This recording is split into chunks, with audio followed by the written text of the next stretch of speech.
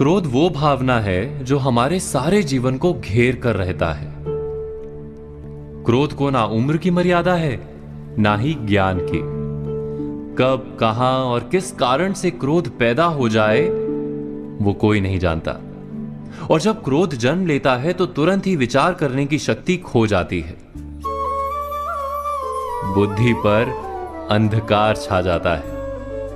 वर्षों के संबंध पल भर में टूट जाते हैं।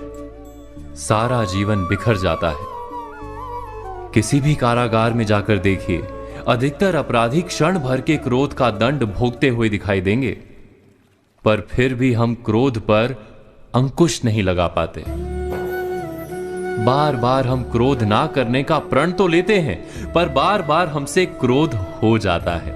ये क्रोध वास्तव में क्या है, क्यों जन्मता है और क्यों अंकुश में नहीं रहता? उदाहरण के लिए आप एक बालक को देखिए। उसे किसी वस्तु की इच्छा होती है और उस समय अगर उसे वो नहीं मिलती या कोई उसे भयभीत करता है तो वो प्रतिक्रिया देता है।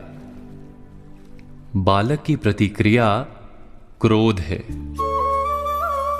क्योंकि बालक निर्बल है, निसहाय है। बालक अपनों से बड़ों को अपने वजूद का एहसास, अपने अस्तित्व की प्रतीति करवाने का प्रयास करता है क्रोध के माध्यम से। बड़े होने पर भी हम क्या ऐसा ही नहीं करते? क्या क्रोध हमारे भीतर बैठे बालक का प्रतिभाव नहीं?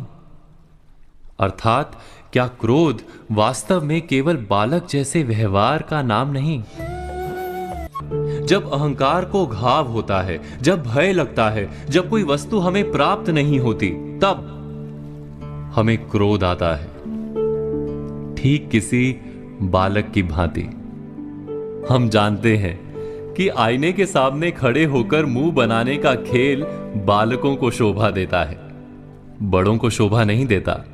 फिर भी हम बालक की भांति क्रोध करना बंद नहीं करते।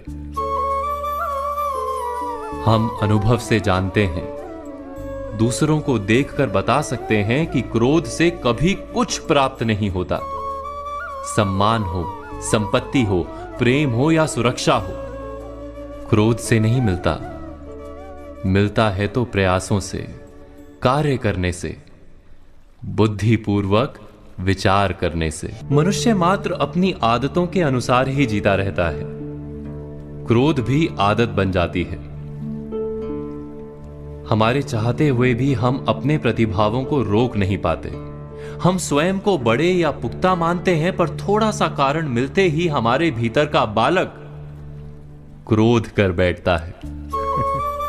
अर्थात क्रोध वास्तव में और कुछ भी नहीं, हमारी बालक बुद्धि का नाम है।